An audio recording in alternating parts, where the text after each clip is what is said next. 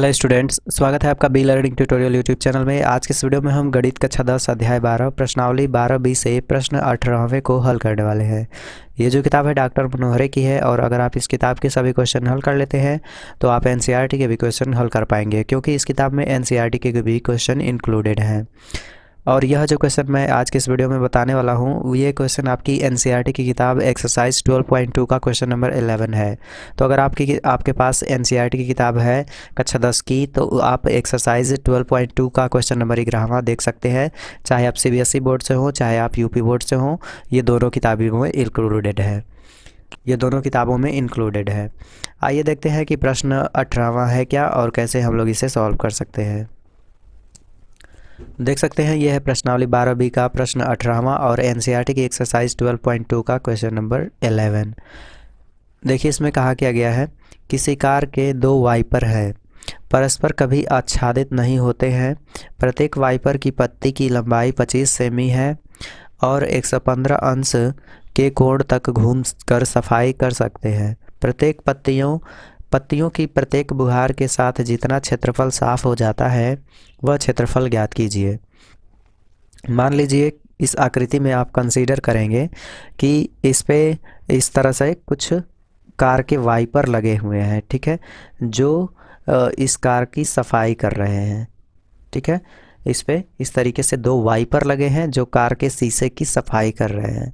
आपको बताना है कि ये जो वाइपर हैं कितना दूर तक शीशे की सफाई कर सकते हैं यदि इसकी त्रिज्या मतलब कि इसकी लंबाई 25 सेमी है तो, और कोण इनके बीच का जो है वो 115 अंश हो तो चलिए देखते हैं कि कैसे हम लोग इस क्वेश्चन को हल करेंगे। सबसे पहले तो जो चीज़ें दी गई हैं उसे हम लिख लेते हैं। लिखेंगे वाइपर, सबसे पहले हम इसको हल करते हैं।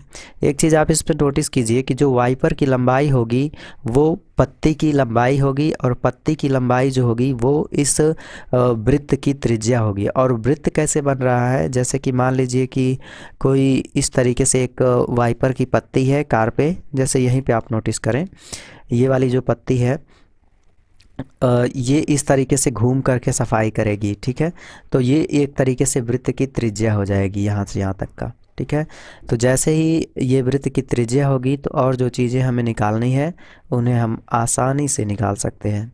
ठीक है, तो यहाँ पे लिखेंगे वाइपर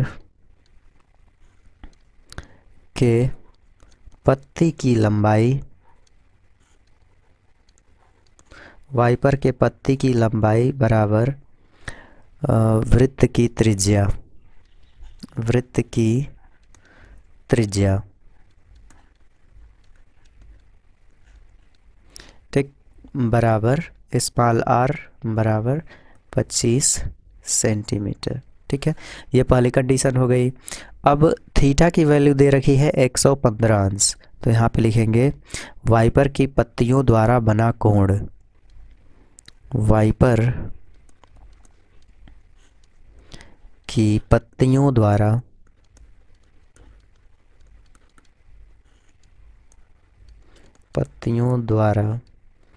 बनाया गया कोण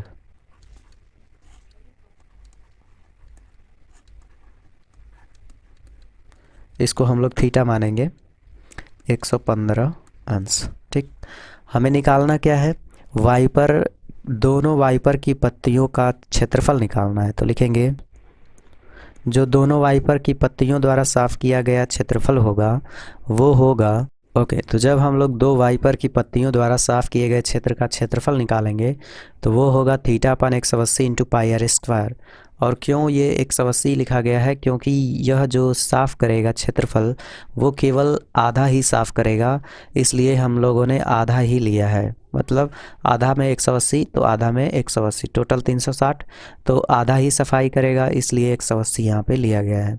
अब वैल्यू पुट करेंगे, थीटा की वैल्यू ये 115 अंश है, 115 बटा 180 गुड़े पाई की वैल्यू 22/7 गुड़े आर की वैल्यू 25, तो 25 गुड़े 25। देखिए ये कटेगा 5 से, तो 5 दूनी 10, 5 तियाँ 15, और फिर इसको 5 से काटेंगे तो 5 तियाँ 15, 5 छक्के 30, और फिर इसको 2 से काटेंगे तो ये 18 बार में, और इसी को भी 2 से काटेंगे तो 11 बार में। अब जो चीज़ें मिल रही हैं उनको हम लिख लेंगे। यहाँ से मिल रहा है 23 और 11 25 25, तो इसको लिख लेंगे 23 गुणे 11 गुणे 25 गुणे 25 डिवाइड बाई, यहाँ पे मिला है 18 और 7, नीचे का जो बचा है उसे हम लिख रहे हैं, तो ये लिख लेंगे 18 गुणे 7। ठीक है, अब बस हम लोग गुणा कर लेंगे। इसको लिख सकते हैं 23 गुणे 11 गुणे 25 का 25 पे करेंगे तो 625। ठीक, अब 23 का 11 में हम लोग कर लेते हैं। 23 नीचे अभी रहेगा, इसका 18 का 7 में कर लेते हैं सबसे पहले। 8 7 56 और 7 1 कब 7 5 12 126।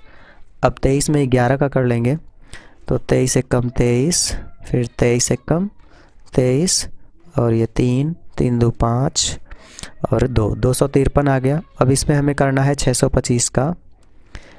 ठीक है, तो 5 3 15 5 5 25 1 26 5 दूनी 10 2 12 3 दूनी 6 2 5 10 2 दूनी 4 1 5 6 3 18 6 5 30 1 31 6 दूनी 12 3 15।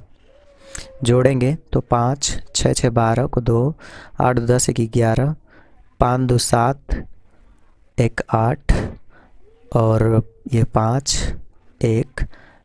ठीक, तो ये आ जाएगा 158 125। ठीक है, 158 125 158 125 बटा 126, और इसी को हम लोग कर देंगे सेंटीमीटर स्क्वायर आंसर। ठीक है, तो कुछ इस तरीके से इस क्वेश्चन को सॉल्व करना था। एक बार फिर से समझिएगा। कहा गया था किसी कार के 2 वाइपर हैं, परस्पर कभी आच्छादित नहीं होते हैं।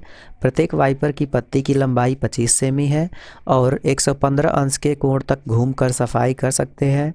पत्तियों की प्रत्येक बुहार के साथ जितना क्षेत्रफल साफ हो जाता है वह क्षेत्रफल ज्ञात कीजिए। तो सबसे पहले तो जो चीज़ दिया गया है उसे हमने लिख लिया है। वाइपर की पत्ती की लंबाई जो थी 25 सेंटीमीटर, वो वृत्त की त्रिज्या होगी, क्योंकि वह एक परिधि से बंधी हुई है और चारों तरफ घूम रही है, तो उसको एज्यूम कर लेंगे कि वह वृत्त की त्रिज्या है। और जैसे ही हमें त्रिज्या पता चल गई तो कोण ऑलरेडी दिया गया है, तो लिखे हैं वाइपर की पत्तियों द्वारा बनाया गया कोण, यानी कि थीटा का मान 115 अंश है। अब हमें 2 वाइपर के बीच साफ़ किया गया क्षेत्र निकालना है। कितना क्षेत्र साफ होगा, तो हमने 180 का प्रयोग किया है, न कि 360 अंश का। 360 अंश का हम लोग तब प्रयोग करते हैं जब पूरा सर्किल का निर्माण हो। ठीक है, लेकिन यहाँ पे हाफ सर्किल का निर्माण हो रहा है, इसलिए थीटा अपान 180 का प्रयोग करेंगे इंटू पाई आर स्क्वायर का, और वैल्यू पुट करके हमने इसको सॉल्व कर लिया है। तो ये आ गया है 158,125 बटा 125 सेंटीमीटर स्क्वायर। इसको आप 125 नहीं होगा, यहाँ पे 126 होगा बटा 126 सेंटीमीटर स्क्वायर। तो इस क्वेश्चन को कुछ इस तरीके से सॉल्व करना था। मुझे उम्मीद है कि आपको ये क्वेश्चन समझ में आया होगा। अगर कुछ डाउट है तो कमेंट में मेंशन करें। एग्ज़ाम की प्रिपरेशन हेतु हमारे चैनल को सब्सक्राइब करें। मिलते हैं अगले वीडियो में नेक्स्ट टॉपिक पे। Thanks for watching.